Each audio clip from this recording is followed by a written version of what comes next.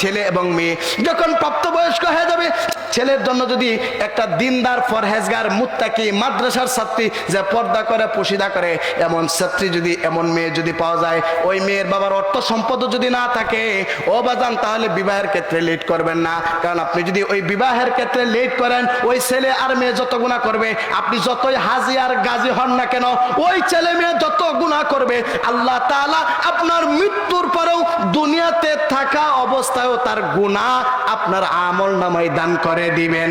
এই জন্য এই তিনটা কাজে বিলম্ব করা যাবে না। এখন কথা হইল, হুজুর সময় মতো নামাজ আদায় করলে লাভটা কি? কারণ লাভ ছাড়া তো আমরা কাজ করি না। দুইটা লাভ, আলোচনা চলবে না, বন্ধ করে দিব। ও মুহতারাম হাজিরিন, জামাতের সাথে সময় মতো নামাজ আদায় করলে কয়টা লাভ? অনেকগুলো লাভ আছে। হুজুর আছেন, আমি এতগুলো আলোচনা করার সময় নাই, শুধু দুইটা আলোচনা সংক্ষিপ্ত আকারে বলি। এক নাম্বার হচ্ছে, সময় মতো নামাজ আদায় করলে ওই নামাজটা আল্লাহর কাছে সবচাইতে দামি হয়ে যায়, শ্রেষ্ঠ হয়ে যায়, যেরকম সুবহানাল্লাহ। দুই নাম্বার ফজিলত, আল্লাহ রাসূল সাল্লাল্লাহু আলাইহি ওয়াসাল্লাম বলেন, মান হাফাযা আলা সালাতিল খামসি, আল্লাহ রাসূল বলেন, যেই ব্যক্তি 5 ওয়াক্ত নামাজ পাবন্দির সাথে আদায় করবে, উত্তম রূপে ওযু করবে, ভালো করে সময়ের প্রতি খেয়াল করবে, ভালো করে রুকু সেজদাগুলো আদায় করবে, এইভাবে নামাজ পড়াকে যে ব্যক্তি নিজের উপরে হক মনে করবে, আল্লাহর পয়গম্বর বিশ্বনবীজি বলেন, ওই ব্যক্তির উপরে আল্লাহর জাহান্নামের আগুন হারাম হয়ে যায়। আল্লাহ রাব্বুল আলামিন ওই বান্দার জন্য জাহান্নামের আগুনকে হারাম করে দেয়। অর্থাৎ জাহান্নামের আগুন ওই সমস্ত সময়ের প্রতি খেয়াল করে যারা নামাজ পড়ে তাদেরকে স্পর্শ করতে পারবে না। যেরকম সুবহানাল্লাহ। যদি ইসলামের প্রয়োজনে, যদি ইসলামের উপর আঘাত আসে, ওলামায়ে কেরামদের উপর যদি আঘাত আসে, ঈমানের উপর যদি আঘাত আসে, যদি হিন্দুত্ববাদের ওলামায়ে কেরাম যদি হিন্দুত্ববাদের ইসকনের বিরুদ্ধে যদি ময়দানে নামার জন্য যদি আহ্বান করে, কারা কারা প্রস্তুত আছেন? দুইটা হাত তুলে একটা তাকবীরের মাধ্যমে প্রমাণ করে দেন, নারায়ে তাকবীর, নারায়ে তাকবীর। আল্লাহ তাআলা যেন আমাদেরকে জিহাদ করার তৌফিক দান করেন, সকলে বলেন আমিন। তিনটা আমলের কথা বলবো, এমন তিনটা আমল, যে তিনটা আমল আল্লাহর কাছে সবচাইতে দামি। এখানে লম্বা আলোচনা করব না, শুধু তিনটা আমলের কথা বলবো। এক নাম্বার আমল, এই তিনটা আমল কি আমাদের জানার দরকার আছে না নাই? আব্দুল্লাহ ইবনে মাসউদ আজ থেকে ১৫০০ বছর পূর্বে নবীজিকে প্রশ্ন করলেন, ইয়া রাসূলুল্লাহ, ইয়া হাবিবাল্লাহ,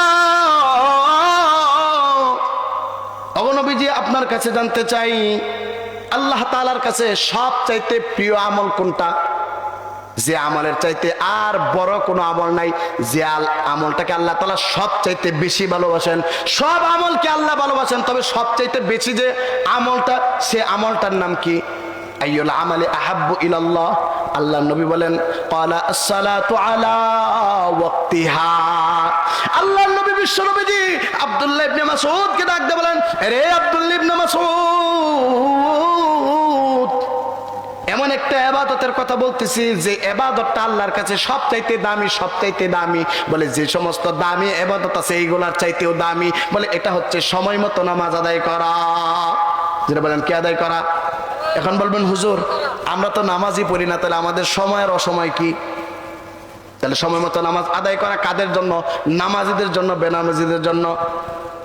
মুহতারাম হাজিরিন, এটা নামাজিদের জন্য। এখন বলতে পারেন, হুজুর সময় মতো নামাজ আদায় করার অর্থটা কি? এখন তো দেখা যায় মসজিদের মধ্যে গেলে ইমামের যদি 1 মিনিট লেট হয়ে যায়, 30-এ নামাজ 31 হয়ে গেলে মুসল্লিরা দাঁড়ায় যায়, ইমামের সাথে রাগারাগি করে। কথা কোন ঠিক কিনা? কারণ কালকেও তো আপনারা বলবেন, হুজুর গিয়াসউদ্দিন সাহেব বলছে সময় মতো নামাজ আদায় করা আল্লাহর কাছে সবচাইতে দামি, তাহলে হুজুর 1 মিনিট কেন বেশি হইলো? মুসলমান, এই সময় মতো নামাজ আদায় করার ব্যাখ্যা কি জানার দরকার আছে না নাই? এই ব্যাখ্যা যদি না জানেন, কালকে মসজিদে ইমামের সাথে কিলাকিলি হবে। মুহতারাম হাজিরিন, এই হাদিসের ব্যাখ্যা কি? এই হাদিসের তাফসীর কি? মুহতারাম হাজিরিন, যেহেতু হাদিস বলছি, হাদিসের ব্যাখ্যা হাদিস দেওয়া হবে। মেশকাতের সারা মেরকাতের মধ্যে মোল্লা আলী কারি রহমতুল্লাহি আলাইহি, ভালো করে খেয়াল করেন, নাম কি? মোল্লা আলী কারি। মেশকাতের সারা মেরকাতের মধ্যে একটা হাদিস আনছে, ওনার ব্যক্তিগত মত না, হাদিসের রেফারেন্স দেয়া তিনি লিখতেছেন, সময় মতো নামাজ আদায় করার অর্থ হচ্ছে বলে জোহরের নামাজ জোহরের ওয়াক্তের ভিতরে পড়তে হবে, আসরের নামাজ আসরের ওয়াক্তের ভিতরে পড়তে হবে, মাগরিবের নামাজ মাগরিবের ওয়াক্তের ভিতরে পড়তে হবে, এশারের নামাজ এশারের ওয়াক্তের ভিতরে পড়তে হবে, ফজরের নামাজ ফজরের ওয়াক্তের ভিতরে পড়তে হবে। জোহরের নামাজ আসরের সময় পড়লে হবে না, আসরের নামাজ মাগরিবের পরে মাগরিবের সময় পড়লে হবে না, মাগরিবের নামাজ এশারের সময় পড়লে হবে না, এশারের নামাজ ফজরের পরে পড়লে হবে না, ফজরের নামাজ সূর্য ওঠার পরে পড়লে হবে না। অর্থাৎ সময় মতো নামাজ আদায় করার অর্থ হচ্ছে ওয়াক্তের ভিতরে নামাজ আদায় করা। ও মুসলমান যারা হজ করতে গেছেন দেখবেন অন্যান্য কান্ট্রিগুলোর মধ্যে গড়ির মধ্যে নামাজের সময় দেওয়া নাই, আজানের সময় দেওয়া, কারণ আজানের সময় দেওয়া থাকবে, আজান হবে সঠিক সময়ে, কিন্তু নামাজ হবে ইমামের কথাই না মুসল্লির কথাই। যেটা বলেন কার কথাই? ইমাম যখন দাঁড়াবে তখনই নামাজ, ইমামের আগে দাঁড়ানো যাবে না। ও মুসলমান, আপনি নামাজে দাঁড়াইছেন, ইমামের আগে যদি রুকু দেন সেজদা দেন, আপনার নামাজ হবে? আছে না কিছু মুসল্লি সব জায়গায় বেটাগিরি করে? আছে না? আছে না? জোরে বলেন আছে না? হয়তো আপনাদের সমাজে নাই, আমাদের সমাজে আছে। ও মুহতারাম হাজিরিন, ইমাম এখনো রুকুতে যায় নাই, মুসল্লি রুকুতে গেছে।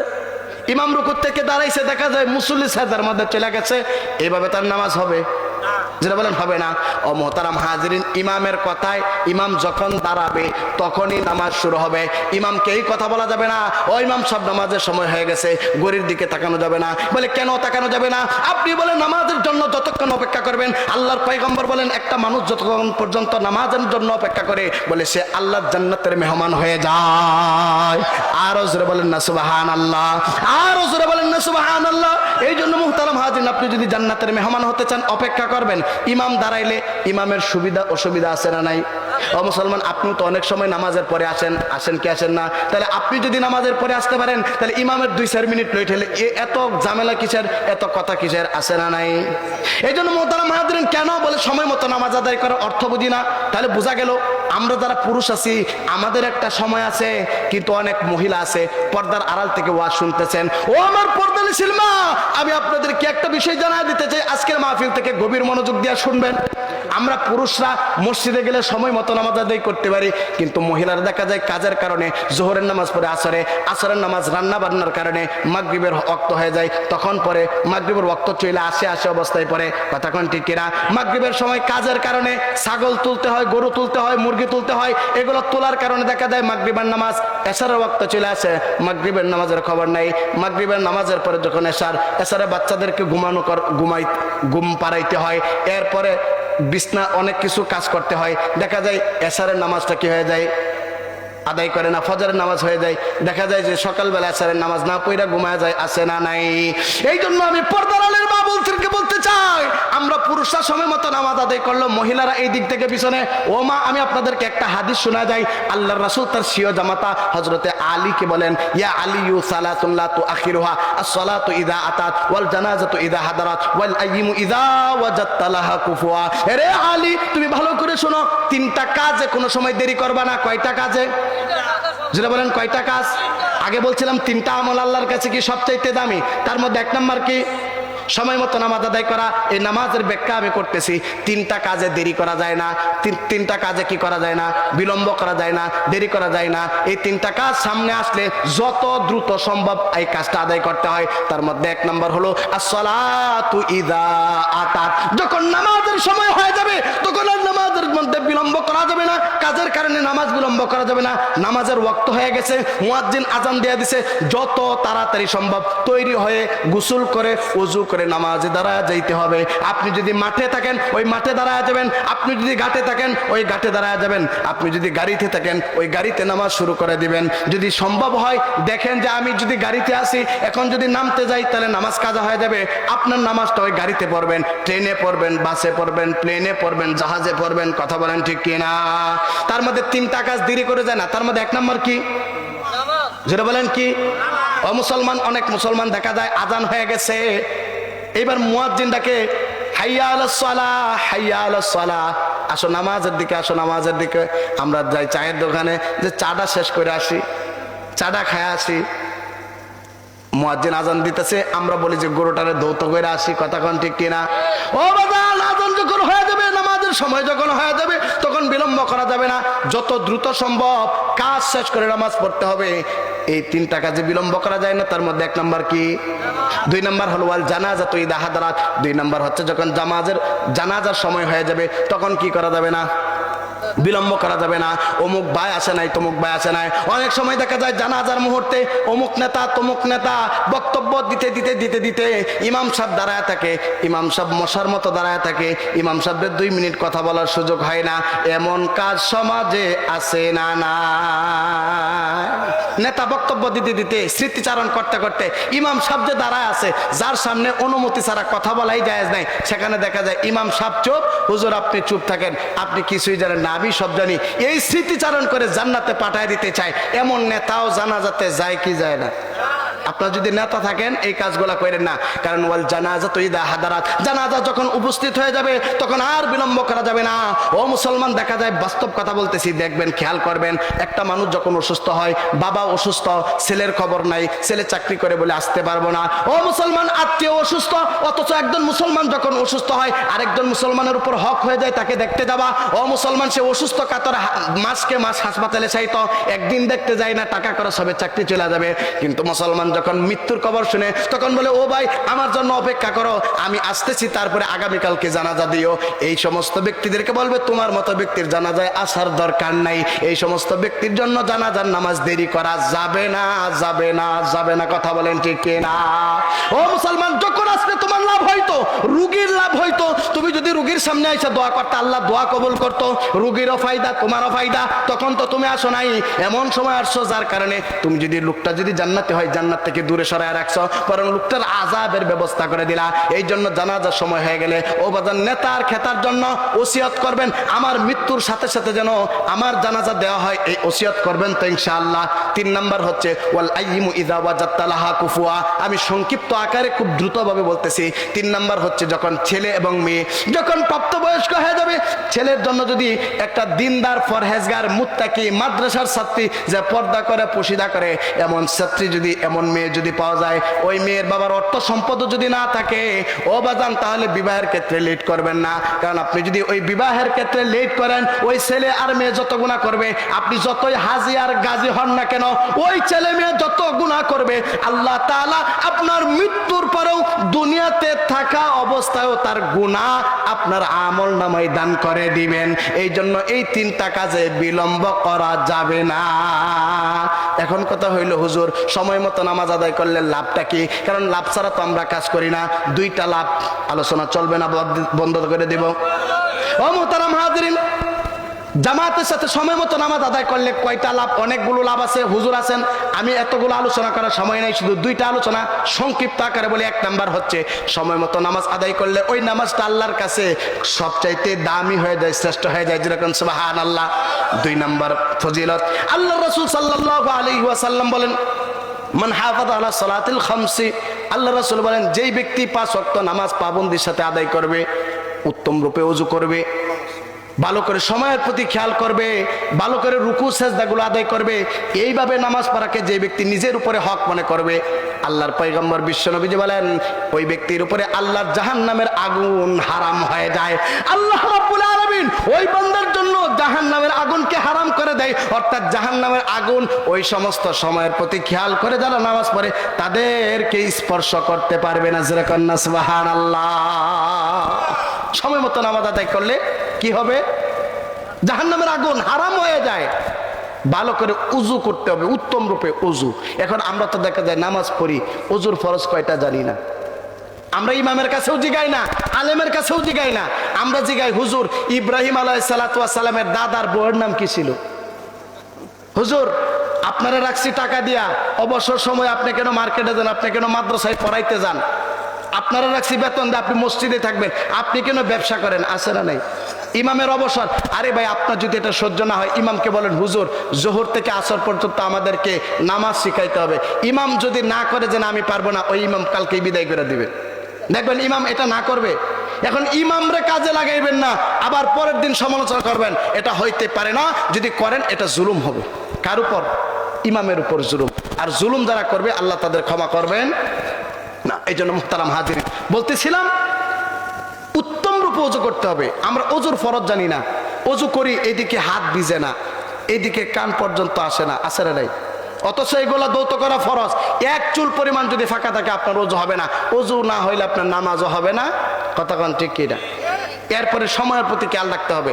জোহরের নামাজ যদি আসরে পড়েন হবে, আসরের নামাজ মাগরিবের সময় পড়লে হবে? হবে না। এজন্য আল্লাহ রাসূল বলছেন সময়ের নামাজ সময়ে পড়তে হবে। দেখেন ভালো করে রুকু আদায় করতে হবে, সেজদা। এখন আমাদের রুকু সেজদা হয়ে গেছে বিদ্যুৎ গতি। বিদ্যুৎ গতি বুঝেন? 5G বুঝেননি?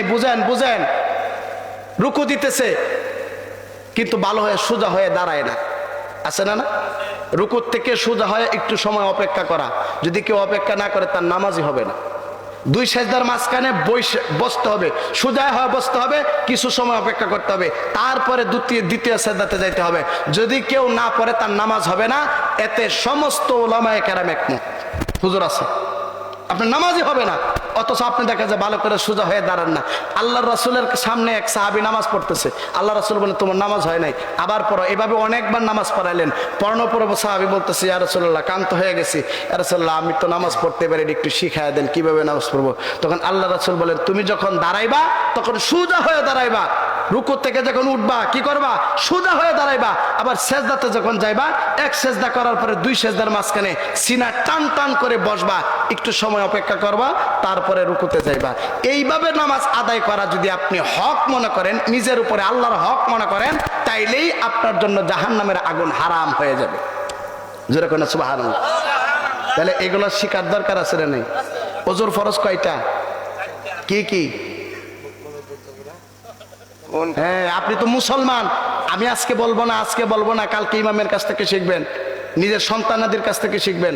যদি না পারেন, সন্তান যদি ওরকম না হয়, কালকে এই মাদ্রাসায় ভর্তি করে দেবেন। রাজি আছেন ইনশাআল্লাহ? নিয়ত করেন। আচ্ছা বলেন তো গোসলের ফরজ কয়টা?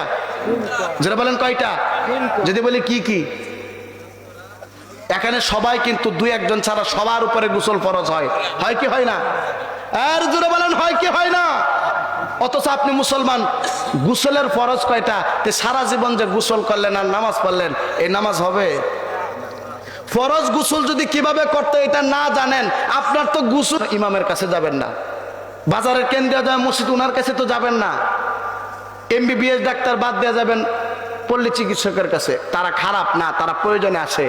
কিন্তু যেখানে MBBS ডাক্তার থাকবে সেখানে পল্লী চিকিৎসকের কোনো চিকিৎসা ওই সমাজে চলতে পারে না। কথা বলেন ঠিক কি না? তাহলে আলেমদের সাথে সম্পর্ক রাখবেন তো ইনশাল্লাহ? যেটা বলেন রাখবেন তো ইনশাল্লাহ? তাহলে কয়টা ফজিলত বললাম সময় মতো নামাজ আদায় করার? দুইটা। যেটা বলেন কয়টা? সময় মতো নামাজ আদায় করা, এটা আল্লাহর কাছে সবচেয়ে প্রিয়। আদায় করলে দুইটা লাভ, ওই নামাজটা দামি হয়ে যায়, 2 নম্বর জাহান্নামের আগুন হারাম হয়ে যায়। তাহলে কয়টা লাভ? এখন কথা হলো হুজুর নামাজ সময় মতো পড়ব। এখন তো হুজুর ইমাম সাহেব এমনও সময় হয়, এক ইমাম সাহেব ফোন দিছে, হুজুর আমার মসজিদে আজকে নামাজ পড়ছে একজন মুসল্লিও নাই, ফজরের নামাজ পড়ছে একজন মুসল্লিও। নামাজ পড়েন, কারণ সবাই যেহেতু টুপি দিচ্ছেন, দাড়ি আছে, মুরব্বী, বয়স হয়েছে, মুসলমান, নামাজ পড়েন এটা বিশ্বাস করি। কিন্তু ইমাম সাহেব তো বলে হুজুর মুসল্লি তো মসজিদে পাওয়া যায় না। কারণ কি? অনেক মানুষ নামাজ পড়ে কিন্তু ঘরে। কোথায়? আবার দেখবেন এমন কিছু মসজিদ আছে জাকজমক, মহিলা দেখবেন মসজিদে, মহিলারা নামাজ পড়বে কোথায়? দেখা যায় মসজিদ ভর্তি মহিলা আর মসজিদ খালি পুরুষ। এখন কথা হচ্ছে সময় মতো নামাজ আদায় করব। নামাজ কোথায় পড়বো, কাদের সাথে পড়বো? আল্লাহ বলেন ওয়া আকিমুস সালাতা ওয়া আতুজ যাকাত ওয়ারকাউ মা'আর রাকিঈন।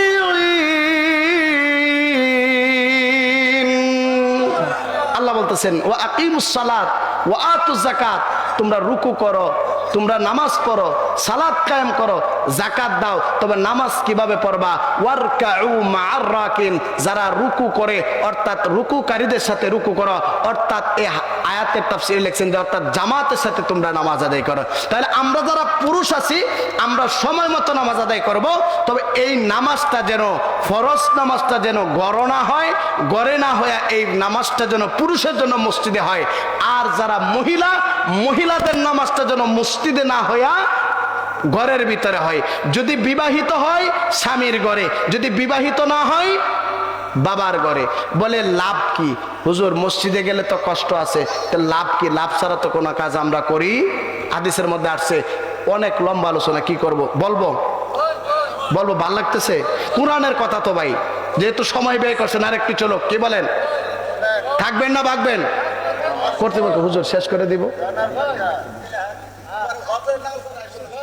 যাই হোক তাহলে শেষ করে দে, ঠিক আছে? এই কথা বলে এখন কথা হচ্ছে হুজুর মসজিদে গিয়ে নামাজ পড়লে কি লাভ? তাইলে নামাজই বাড়বে। কি লাভ? এক নাম্বার লাভ, রাসূল বলেন সলাতুল জামাআতি তুফাদ্দুলু সলাতুল ফারদি বিসাবঈ ওয়া ইশরিনা দারাজা। যেই ব্যক্তি এক ওয়াক্ত এক রাকাত জামাতের সাথে নামাজ আদায় করবে, এক রাকাতে 27, এক ওয়াক্তে 27 ওয়াক্তের সব ওই পুরুষের আমলনামায় আল্লাহ দান করে দেবে। এখন মহিলা বলতে হুজুর আপনারা যে বললেন বাড়িতে নামাজ পড়তে হবে, আমরা যদি ঘরে নামাজ পড়ি তাহলে তো এই ফজিলত থেকে কি বঞ্চিত? প্রশ্ন আছে না নেই? শুধু প্রশ্ন আর প্রশ্ন, বাজান কি বলবো? কোরআন হাদিস এতটাই ব্যাখ্যা করছে, বলে কোরআন হাদিসের ব্যাখ্যা কিয়ামত পর্যন্ত করলেও শেষ হবে না। কথা কোন ঠিক কিনা?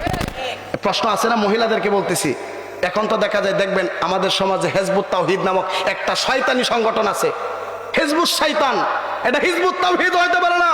ওই সমস্ত হিজবুত তাওহীদের সদস্যরা আজকে বাড়িতে গিয়া মহিলাদেরকে বেপরদা বানাচ্ছে, মহিলাদেরকে ঘর থেকে নিয়ে মসজিদে নিয়ে যাচ্ছে। কথা কোন ঠিক কিনা?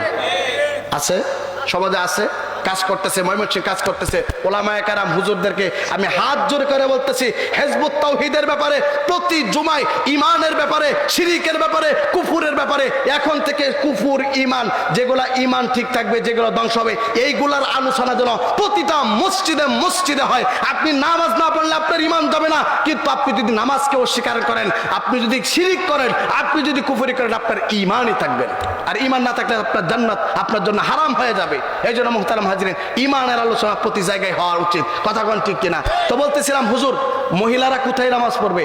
একজন মহিলা নবীজিকে প্রশ্ন করলেন, ইয়া রাসূলুল্লাহ, তাহলে তো পুরুষরা আমাদের সাথে নেকির দিকে আগায় যাবে।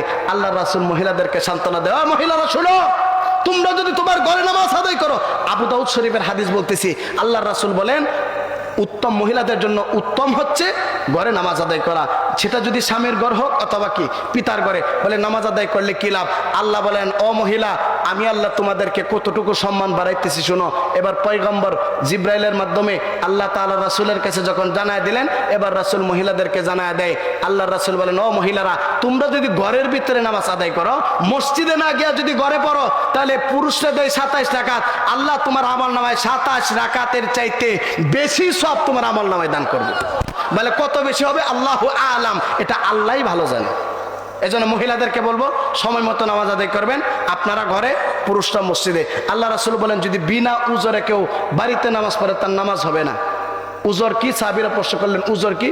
বলে কঠিন মুসিবত, বিপদ বা অসুস্থতা। এই দুইটা কারণ যদি থাকে, অসুস্থতা, চোখের অসুস্থতা হইতে পারে, পায়ে অসুস্থতা হইতে পারে, বিপদ যে রাত্রে গভীর হয়ে গেছে, মসজিদে আসলে ভয়ঙ্কর শত্রুতার ভয় থাকতে পারে, এরকম ভাবে অনেক ব্যাখ্যা করছেন ওলামায়ে কেরাম, সেগুলো বলার সময় নেই। তাহলে এই দুইটা উজর যদি থাকে, তাহলে আপনি জামাত কি করতে পারবেন? বাদ দিতে পারবেন। অন্যথায় বিনা কারণে যে আপনি জামাতটা করেন, আপনার নামাজই হবে না। নামাজ হবে না এর মানে হচ্ছে ফরজিয়াত আদায় হবে, কিন্তু ওই নামাজের কোনো সওয়াব আল্লাহর কাছে হবে না। ওই জন্য মুহতারাম হাজিরিন, আমরা জামাতে নামাজ আদায় করবো তো ইনশাআল্লাহ। আরেকটা হাদিসের মধ্যে আসছে, মান সাল্লা লিল্লাহি আরবাঈনা ইয়াওমান ফি জামাআতি ইউদরিকুত তাকবীরাতাল উলা কুতিবা লাহু বারাআতান ওয়া বারাআতুম মিনান নিফাক। যে ব্যক্তি একাধারে 40 দিন তাকবীরে উলা, বলেন তো তাকবীরে উলা কোনটা? প্রথম তাকবীর। প্রথম তাকবীর। ও মুসলমান দেখবেন, এই যে খেয়াল করেন, অনেক সময় দেখা যায় ইমাম সাহেব যদি নামাজে দাঁড়ায় যায়, মুসল্লি কি করে? তাড়াহুড়া কইরা নামাজ ধরার জন্য আসতে গিয়া দেখবেন, খেয়াল করেন, প্রথম তাকবীর, তাকবীরে উলা, এটা বাদ দিয়ে কি করে? আল্লাহু আকবার আছে না? সরাসরি একটা তাকবীর দিয়ে চলে যায়। তাকবীরে তাহরিমা না, তাকবীরে তাহরিমা না বইলা নামাজ ধরার জন্য সরাসরি রুকুর তাকবীর দিয়ে কোথায় চলে যায়? রুকুতে চলে যায়। বলে তাকবীরে তাহরিমা বলা ফরজ, আর ফরজ যদি কেউ তরক করে, সে যতই সেজদায় সাহু দেখ, তার সেজদায় সাহু কাজ হবে না, ওই নামাজই হবে না। এজন্য এটা প্রথম যে তাকবীর, এটা হলো তাকবীরে উলা। প্রথম তাকবীরের সাথে যদি আপনি একাধারে বিরতিহীনভাবে, মাঝখানে কোনো বিরতি দেওয়া যাবে না, বেশি না, মাত্র 40 দিন। কয়টা দিন? কেউ যদি 40 দিন এক আধারে নামাজ পড়তে পারে আল্লাহ 2টা পুরস্কার দিবে। 1 নাম্বার হচ্ছে জাহান্নামীদের কাতার থেকে নাম কেটে দিবে, 2 নাম্বার হচ্ছে মুনাফিকদের কাতার থেকে নাম কেটে দিবে। তো জাহান্নাম থেকে নাম কেটে দেওয়ার অর্থ কি? জাহান্নাম থেকে এই মুনাফিকদের কাতার থেকে নাম কেটে দেওয়ার অর্থ কি? মেশকাতের সরা মেরকাতের মধ্যে এই 2টার ব্যাখ্যা করছেন। বলে জান্নাত এবং মুফতি আজম মুফতি ফয়জুল্লাহ সাহেব ফয়জুল কালামের মধ্যে এই ব্যাখ্যাটা করছেন যে কেউ জাহান্নাম থেকে নাম কেটে দেওয়ার অর্থ হলো আল্লাহ তাআলা জাহান্নাম থেকে নামটা কাটায়া জান্নাতীদের কাতারে উঠায় দিবেন, যেরকম সুবহানাল্লাহ। আর মুনাফিকদের কাতার থেকে বাঁচায় দেওয়ার অর্থ হলো ইন্নাল মুনাফিকিনা ফিদ দারকিল আসফালি মিনান নার। মুনাফিকদেরকে যে শাস্তি দেওয়া হবে ওই শাস্তি থেকে আল্লাহ তাআলা ওই ব্যক্তিকে হেফাজত করবেন। কয়দিন নামাজ পড়লে? জোরে বলেন কয়দিন পড়বেন? তো ইনশাআল্লাহ নিয়ত করেন, হুজুর জীবনে মরার আগে একবার হইলে পড়বো। আজকে থেকে কালকে থেকে ফজর থেকে শুরু করা যাবে কি ইনশাআল্লাহ? জোরে বলেন ইনশাআল্লাহ। আল্লাহ আমাদেরকে কবুল আর মঞ্জুর করে, সকালে বলেন আমিন। তাহলে কি বললাম? জামাতের সাথে আমরা নামাজ পড়বো, ঠিক আছে ইনশাআল্লাহ বাজান? মনে থাকবে তো ইনশাআল্লাহ? আরেকটা বিষয়, সব ওয়াক্তে জামাতে মুসল্লি পাওয়া যায়, ফজর আর এশারে কম পাওয়া যায়। কতক্ষণ ঠিক কিনা? একটা ফজিলত বলি, দেখেন ফজর আর এশারের নামাজ জামাতে পড়লে কি সব বলতেছি কেন, আমল করতে হবে কিন্তু বাজান। আল্লাহ রাসূল বলেন কোন ব্যক্তি যদি ফজরের নামাজ এশারের নামাজ যদি জামাতের সাথে পড়ে, এরপরে যদি আবার ফজরের নামাজ জামাতের সাথে পড়ে, সারা রাত্র যদি সে ঘুমায়ও থাকে, কোনো নফল নামাজ পড়ে নাই, সে ঘুমায় রয়েছে, এশারের নামাজ পড়েই ঘুম, আবার ফজরের নামাজ পড়ছে, আল্লাহ রাসূল বলেন সারা রাত্র দাঁড়ায়া নফল নামাজ পড়লে যেই সওয়াব, বান্দা ঘুমায়ও সেই সওয়াব তার আমল নামায় পাবে। আর মহিলারা যদি সময়ের মতে এশারের নামাজ যদি পড়ে, ফজরের নামাজটা যখন আজান দেয় আজানের সময়ের মধ্যে যদি পড়ে, তাহলে মহিলারাও সে সওয়াব পাবে, যেরকম সুবহানাল্লাহ। আরো জোরে বলেন সুবহানাল্লাহ। তাহলে এই 2টা নামাজ আমরা বিশেষ করে জামাতের সাথে পড়বো তো ইনশাআল্লাহ। তাহলে আমরা সময় মতো নামাজ আদায় করব। নামাজটা হবে পুরুষের জন্য মসজিদে, মহিলার জন্য হবে ঘরে। মসজিদে পড়লে 1 রাকাতে 27 রাকাত, 1 ওয়াক্তে 27 ওয়াক্ত। আর মহিলারা যদি ঘরে পড়ে তাহলে 27 ওয়াক্তের চাইতে বেশি সব। কথা বলেন ঠিক কিনা? আরেকটা বিষয় বললাম যে নামাজ 3 কাজে অলসতা করা যাবে না, দেরি করা যাবে না, যে একটু পরে করি। 1 হলো নামাজ, 2 নাম্বার হলো জানাজা, 3 নাম্বার হচ্ছে কি বিবাহ। অনেক সন্তান আছে, আহারে ভাই, অনেক মেয়ে আছে প্রাপ্তবয়স্ক হয়ে গেছে, শিক্ষার নামে দেখা যায় তাকে বিবাহ থেকে বিরত আছে না নাই? সবারই তো চাহিদা আছে, আপনার যেমন চাহিদা আছে মেয়েদেরও তো চাহিদা আছে। প্রাপ্তবয়স্ক হয়ে গেছে, আপনি হাজী সাহেব, আপনি মসজিদে তাবলিগে করেন, তাবলিগ খারাপ না, মসজিদ খারাপ না, এদিকে আপনার ছেলে মেয়ে কি করে আপনার খবর নেই? ছেলের মেয়ে জিনা করতেছে, ইমু চালাইতেছে, হোয়াটসঅ্যাপ চালাইতেছে, পরপুরুষের সাথে কথা বলতেছে, মেয়ে পরপুরুষের সাথে কথা বলতেছে, ছেলে পরনারীর সাথে কথা বলতেছে, আপনি হাজী তসবিহ টানতেছেন। এই তসবিহ টানার কাজ আল্লাহর দরবারে কোনো লাভ হবে না, কোনো লাভ হবে না। আপনি যত তসবিহ করবেন আর এই দিক দিয়ে গুনাহ আপনার আমলনামায় ঢুকতে থাকবে। এজন্য কয়টা আমল আল্লাহর কাছে প্রিয়? 1 নাম্বার সময় মতো নামাজ, 2 নাম্বার বিররুল ওয়ালিদাইন, মা বাবার খেদমত করা, মা বাবার সাথে ভালো আচরণ করা। এখন তো অনেক সন্তান দেখা যায় সবচাইতে অবহেলিত হলো মা বাবা, সবচাইতে কি মা বাবা। এজন্য মা বাবার খেদমত করবো তো ইনশাআল্লাহ। বিররুল ওয়ালিদাইন, মা বাবার খেদমত করা, মা বাবার সাথে ভালো আচরণ করা আল্লাহর কাছে দ্বিতীয় শ্রেষ্ঠ ইবাদত। 3 নাম্বার হচ্ছে আল জিহাদু ফি সাবিলিল্লাহ, আল্লাহর রাস্তায় জিহাদ করা। যেটা বলেন কার রাস্তায়? মোহতারাম হাজিরিন, যদি ইসলামের প্রয়োজনে, যদি ইসলামের উপর আঘাত আসে, ওলামায়ে কেরামদের উপর যদি আঘাত আসে, ঈমানের উপর যদি আঘাত আসে, যদি হিন্দুত্ববাদের ওলামায়ে কেরাম যদি হিন্দুত্ববাদের ইসকনের বিরুদ্ধে যদি ময়দানে নামার জন্য যদি আহ্বান করে, কারা কারা প্রস্তুত আছেন? 2টা হাত তুলে একটা তাকবীরের মাধ্যমে প্রমাণ করে দেন, নারায়ে তাকবীর, নারায়ে তাকবীর। আল্লাহ তাআলা যেন আমাদেরকে জিহাদ করার তৌফিক দান করেন, সকালে বলেন আমিন। মোহতারাম হাজিরিন, সংক্ষিপ্ত অগোছালো কিছু কথা বলছিলাম 3টা আমল শ্রেষ্ঠ। সময় মতো নামাজ আদায় করা, মা বাবার সাথে ভালো আচরণ করা, 3 নাম্বার হচ্ছে আল্লাহর রাস্তায় জিহাদ করা। আল্লাহ যেন মৃত্যুর আগ পর্যন্ত এই 3টা আমল যেন আমরা করতে পারি, সেই তৌফিক আল্লাহ আমাকে এবং আপনাদেরকে দান করুক, সকালে বলেন আমিন।